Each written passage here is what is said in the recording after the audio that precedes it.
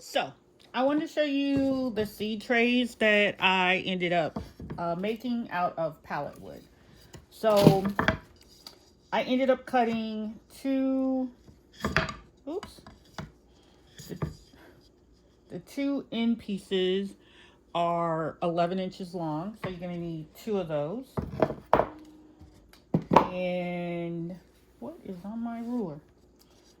2, 15, 16, 17, 18. These are about 18 inches long, and these are about 20 inches long.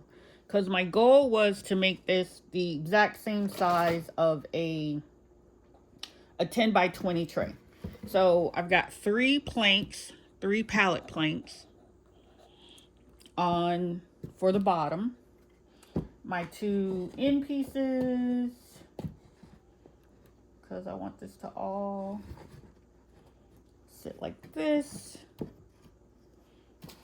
And this goes on the inside. So, yeah. And I hurt my hand cutting this the other day.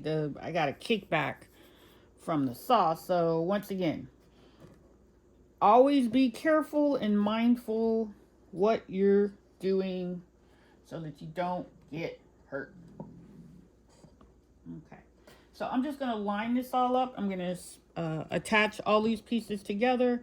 This piece, for some reason, don't know if you can see it, I end up cutting it a little bit longer than the other pieces, so it's hanging out over the edge, but that's fine. So this is going to make a really nice seed starting tray, and then I'll just put the soil in here. So easy peasy, right? And just take some screws, screw it together, or nail it together, or glue it together, and you'll be fine. Great way to reuse pallets. And there's lots of videos on YouTube about how to break up pallets.